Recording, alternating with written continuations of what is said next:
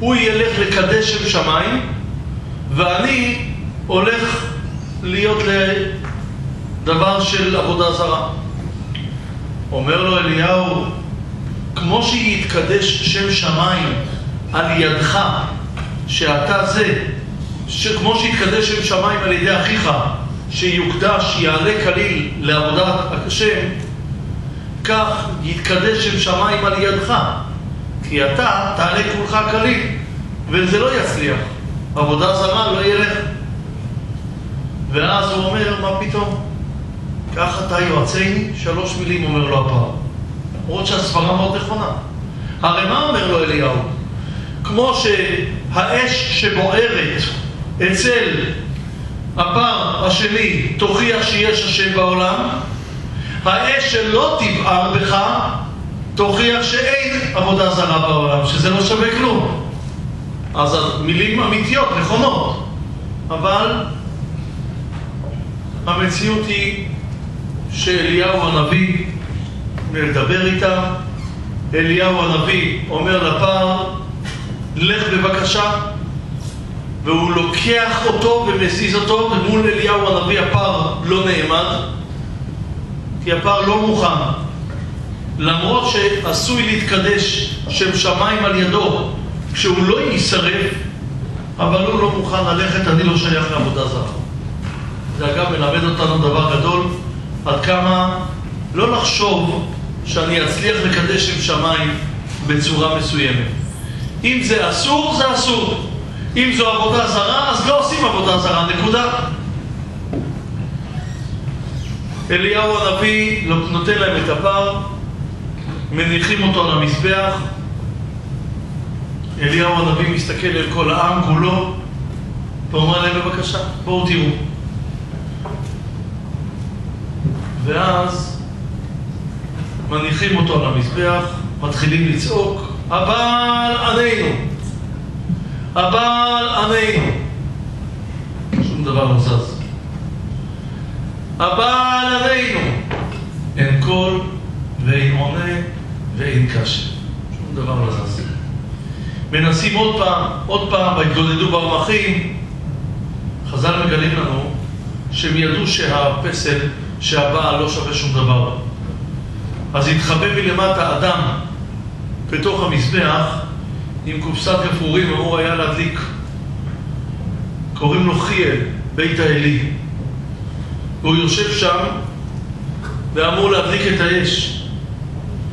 אבל הקדוש ברוך הוא לא רוצה להטעות את העם ולרמות אותם, כי אנשים יראו אש ולא ידעו שזה חיאל הדליק, יחשבו שהפסל עשה. אז הקדוש ברוך הוא שולח נחש שפוגע בו, ואז הוא לא יצליח, הוא לא יעשה שום דבר. אחרי שהנחש יפגע בו, בסופו של דבר הוא לא יכול, הוא לא מסוגל להדליק את האש. הם לא יודעים את זה. הם עומדים בחוץ, דופקים, מרעישים, מנסים, אבל עלינו אין קול ואין עונה, שום דבר. יכול להיות שמישהו מתקרב שם למזבח ונותן מין בעיטה קלה ומסמן, חיאל, קום, חיאל, מה קרה? תדליק כבר, מחכים כולם.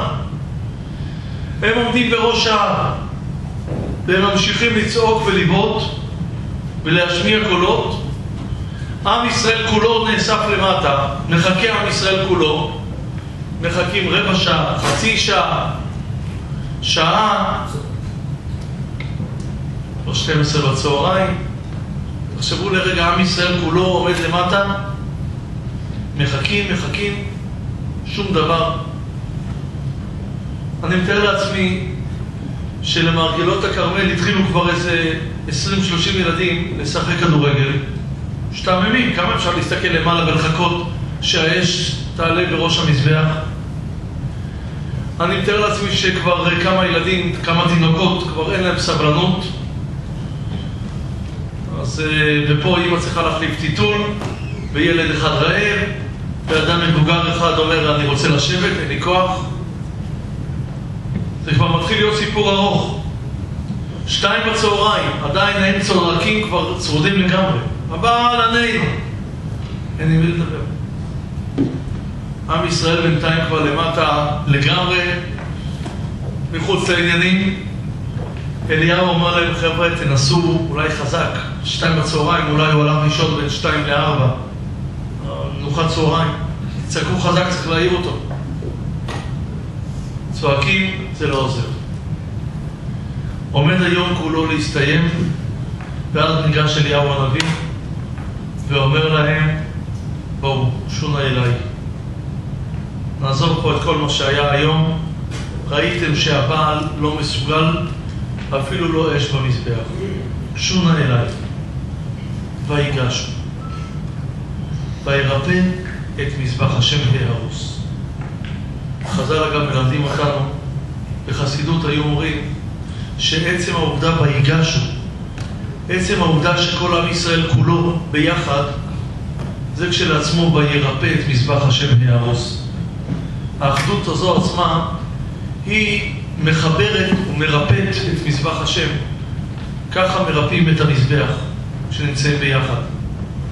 זה דבר שחשוב לזכור אותו, הוא תמיד נכון. ואז אליהו הנביא אומר להם, בואו נקים מזבח חדש, נתעלם ממה שהם בנו.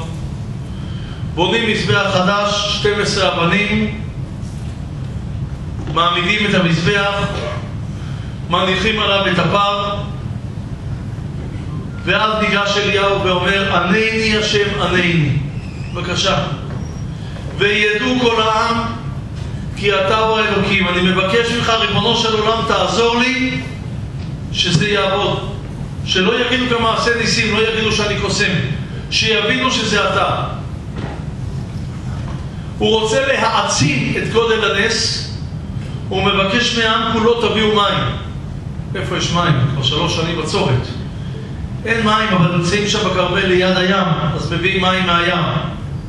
הוא אומר להם, תשפכו על המזבח. אומרים לו, זה לא יישרף. הוא אומר להם, מי שאמר לשמן וידלק, יאמר לחומץ וידלק. הקדוש ברוך הוא, כמו שיכול להוריד אש מהשמיים, אל תדאגו, זה יכול להישרף. שופכים שם מים בכמויות, כל המזבח כבר מלא מים, והחפרו תעלה מסביב, הכל גם מלא מים. ואז אליהו הנביא מתפלל, ותצא אש מן השמיים, ותאכל את העולה, ואת העצים, ואת האבנים, ואת העפר, ואת המים אשר בתעלה ליחך. את הכל היא לוקחת, פשוט פתאום בבת אחת יורדת אש, ואחרי רגע אין כלום. אפילו המים כבר לא קיימים, ואת הכל האש לקחה איתה. העם רואה את הדבר, וירא כל העם, ויפלו על פניהם ויאמרו, השם הוא האלוקים, השם הוא האלוקים. אי אפשר שלא להתרגש, להתפעל. ראו את יד השם, ראו את זה. השם הוא האלוקים. הסיפור מאוד ברור. חז"ל בתלמוד ירושלמי לומדים את הסיפור הזה עם שורה אחת נוספת. אומרים חז"ל בתלמוד הירושלמי עוד שורה אחת. במה זכו ישראל שיעשה להם נס? בשכר שאמרו השם הוא האלוקים. זה לא קשה לכם. אני אחזור על חז"ל עוד פעם. במה זכו ישראל שיעשה להם נס? בשכר שאמרו השם הוא האלוקים.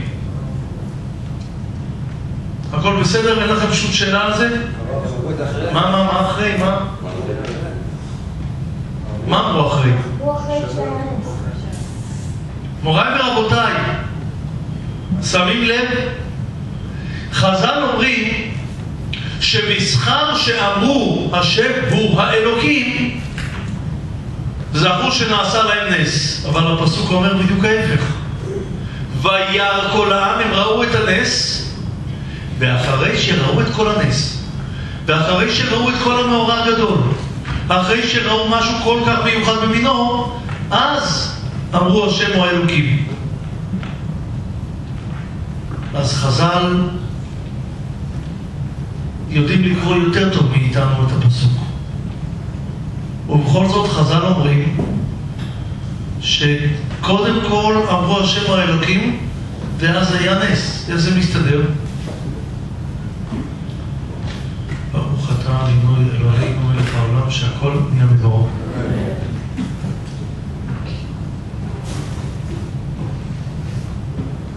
טוב, אני רוצה לשאול אתכם, מוריי ורבותיי, שאלה קטנה. אתם כולכם מכירים את הכביש שיוצא מנוף איילון, וזו הדרך לצומת לטרון, למודיעין. מכירים את הכביש? יש שם רמזור די חדש. מגיעים עם הכביש, מגיעים לרמזור,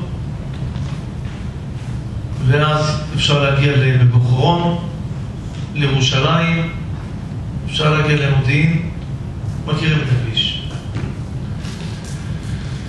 תארו לעצמכם, המשטרה החליטה לעשות ניסיון, לבדוק. צד ימין של הכביש עומדת מכונית עם הפנים לכיוון ימין. המכונית הזאת קיבלה רשות מהמשטרה לנסוע על 300 קילומטר לשעה. לאט או מהר? 300 קילומטר לשעה זה לאט או מהר? מאוד מהר, נכון? המכונית השנייה נעולה. היא לא מסוגלת לנסוע יותר מ2 קילומטרים לשעה. פשוט לא מסוגלת. היא נוסעת, כמעט הולכת, בהליכה אפשר להשיג אותה. 2 קילומטרים לשעה. היא עם הכיוון, הפנים לכיוון צד שמאל. שוב תזכרו, 2 מכוניות בצומת, אחת ימינה 300 קילומטרים לשעה, אחת שמאלה 2 קילומטרים לשעה. איזו מכונית תגיע ראשונה למודיעין? זאת של 300 קילומטרים או זאת של 2 קילומטר? 2 קילומטר. למה 2 קילומטר? 2 קילומטר זה כלום. אז זאת של 300 קילומטר, כשהיא רק מתחילה לנסוע, כשהיא נמצאת בצומת לטרון, אז המכונית ההיא של 2 קילומטר לשעה היא, לא יודע, אני חושב שהיא כבר עברה את הרמזור, אולי. זאת של 300 קילומטר לשעה, כשהיא נמצאת בירושלים, ההיא של 2 קילומטר לשעה אולי נמצאת אחרי 20 מטר. נו, אז מי תגיע ראשונה? זו של 300 או זו של 2? זו של 2. למה זו של 2? אבל היא בקושי... אבל זו של 300 הרבה יותר מהירה. אבל היא מעט למודיעין. אבל הכיוון של 300 הוא לא נכון. זו של 300 קילומטר לשעה כבר יכולה להיות לה בירדן. היא לא מבינה, כבר עברה שעה. הגענו לשעה, כבר עברה שעה, עברנו 300 קילומטרים ועוד לא רואים את מודיעין. תפתח את החלון, מה, את מי תשאל שם? את הברונוסה? את מי תשאל שם מה עושים?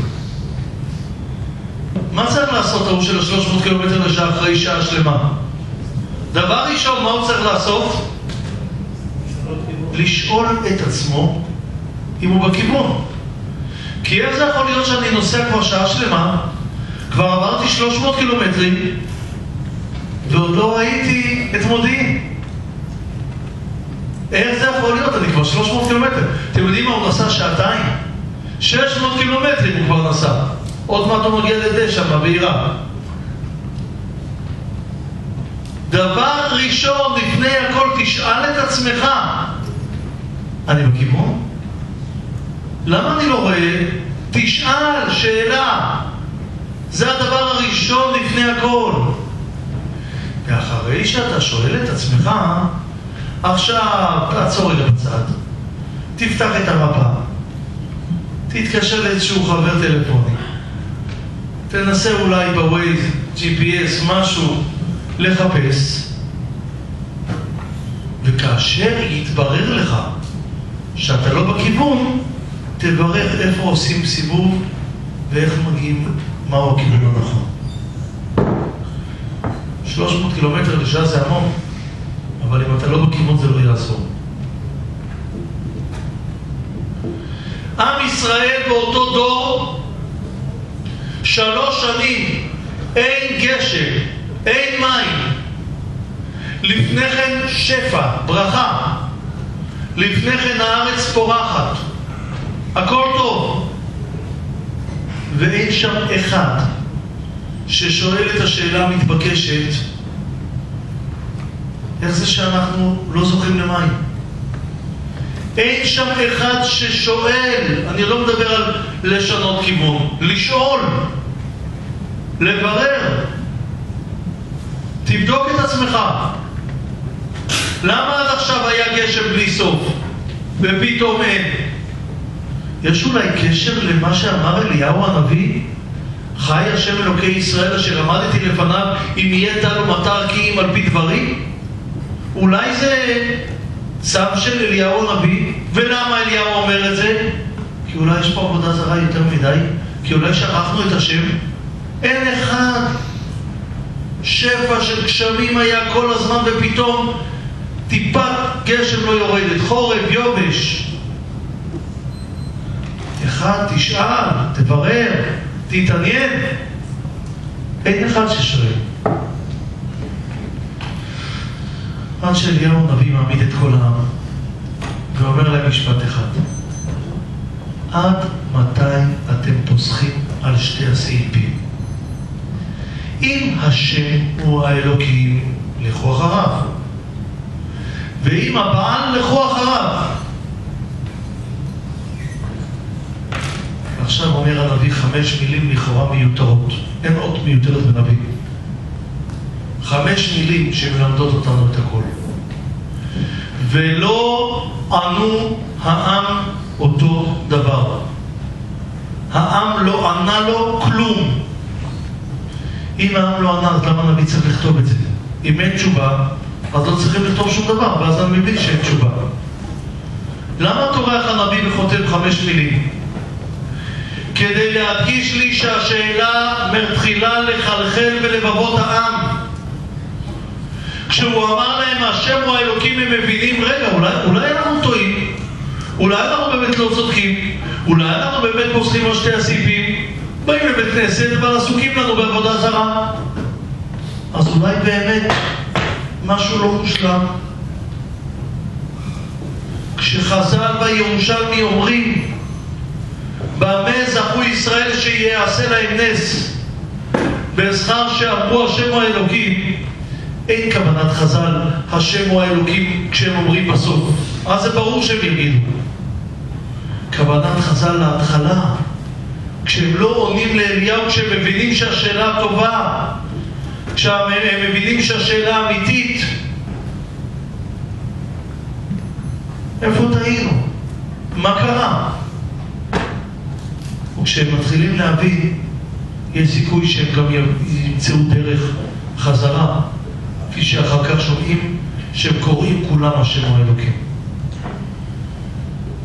כי לפעמים, אומר החידה, גלתה יהודה מעוני מרוב עבודה. אפשר לעבוד הרבה מאוד, עבודה רבה, אבל זה לא במקום הנכון, אז עדיין נשארים בעוני.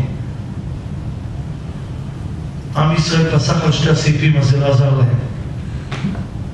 ברגע שהם השקיעו, אבל לא במקום הנכון. הלילה אנחנו נתחיל חודש חדש. חודש שפעם כשעם ישראל היה שומע את השם של החודש כבר היה מתעלף. אלול. חודש אלול. חודש שכל מהותו לשאול את עצמנו אם אנחנו בכיוון הנכון. כל מהותו לבדוק את עצמנו אם אנחנו נוסעים נכון או חלילה מבזבזים 300 קילומטר לשעה אבל לא בכיוון הנכון. חודש שנשאל את עצמנו עד כמה באמת אנחנו לומדים תורה, כמה זמן, באיזו דרגת איכות, באיזו דרגת יראת שמיים, האם אנחנו מחפשים בתורה תשובות עבורנו או מנסים לעמול בתורת השם, מחפשים למצוא בתשובה שתתקל עלינו מה שאנחנו רוצים, ומחפשים להיות עובדי השם. נבדוק את עצמנו בין אדם לחברו, האם באמת אנחנו חברים. נבדוק את עצמנו איך נראית התפילה שלנו, האם התפילה הזאת היא עבודה, עומדים לפני השם ושופכים שיח, או חלילה אומרים כי צריך לומר וממשיכים הלאה. זה חודש של שאלות, של בדיקה, כדי בעזרת השם להגיע לקראת השנה הבאה עלינו לטובה, להגיע אליה רוחניים יותר, טובים יותר וראויים לברכת הבורא, שיכתבנו ויחתמנו לחיים טובים, לשנים רבות, נעימות וטובות, שיבואו עלינו לטובה ולברכה. אפשר להתחיל את זה כבר החל מהלילה. בשורות טובות.